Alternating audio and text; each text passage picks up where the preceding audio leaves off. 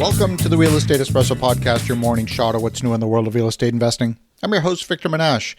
On today's show, we're taking a retrospective look at two of my favorite hotels to stay at here in North America. The first is a hotel on 44th Street in Manhattan. It's a 26-story building, and it's got about 125 rooms in it. The hotel is closed and is currently for sale at a price of $75 million. That amounts to about $2,000 per square foot. This particular area of Midtown Manhattan is known as Club Row. This is the area where you have the Princeton Club, the Yale Club, the clubs associated with all of the Ivy League schools and many of the exclusive private clubs that are the purview of the wealthy in Midtown Manhattan. At one time, this particular building was an apartment building, and it was converted from an apartment building to a hotel.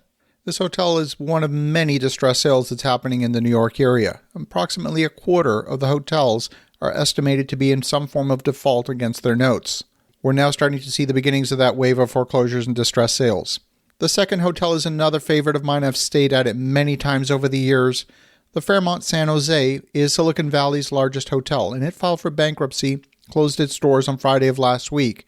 On Friday, hotel guests were informed rather abruptly that they needed to leave. That included an NHL hockey team that was in town to play against the San Jose Sharks. If it does reopen, it'll likely be under the flag of another brand.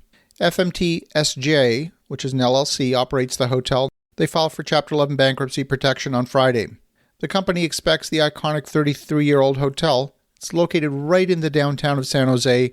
It's fronting on a park called Plaza de Cesar Chavez, and it's going to remain closed for at least the next few months. The company hopes to get an extension on its mortgage, to end its agreement with Fairmont Hotels, and to find a new hotel brand to partner with that would hopefully provide it with some new financing.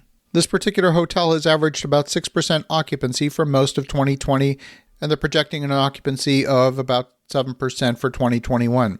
Last year it lost $18 million, and it expects to lose $20 million this year. It's a large hotel with 805 rooms, and they had just completed a $10 million renovation of the lobby area, creating a new dining room and bar area. So let me tell you a little bit about the history of the hotel. The current owner, FMT SJ, is a limited liability company. They're affiliated with San Ramon-based Eagle Canyon Capital. They bought the hotel for $250 million in January of 2018. They bought it from Maritz Wolff & Company.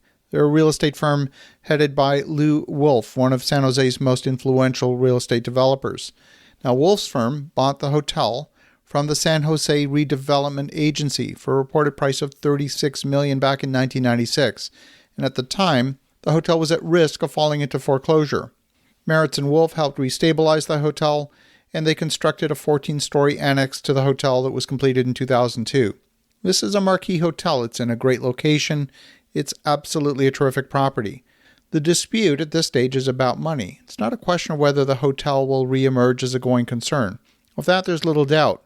What's not clear is the ownership structure of the hotel. Will it be the same owner-operator? Will the lender take a haircut, or will the lender attempt to foreclose and take possession of the hotel? Will the hotel owners require an injection of capital to stay alive and retain their ownership position? I think the answer to that is absolutely yes. At a time when about 20% of the hotels in North America default in their mortgages, we can expect to see more surprises like this one, more surprises like the San Jose Fairmont, like the Club Quarters Hotel on 44th Street in Manhattan, and countless others. Finally, there's the story of the Casa Hotel on 45th Street in Manhattan. This 27-story building was built in 2010 with 165 rooms. The current owner paid $130 million in 2012. The hotel is distressed, and they're currently asking $90 million. That comes to $545,000 per room, and they paid $787,000 per room back in 2012. This is part of the landscape of being in the hotel industry this year in 2021, and I expect the final sale price for that hotel is probably going to be below $90 million. This is just a sampling of the types of properties that are crossing my desk on a daily basis. These are now becoming more and more frequent. While we're not ready to jump in and snap up a hotel anytime soon, these types of opportunities are emerging, and at some point it will make sense to acquire the right hospitality property. So as you think about that, pay close attention to what's happening in the distressed hotel market. Have an awesome rest of your day. Go make some great things happen. Talk to you again tomorrow.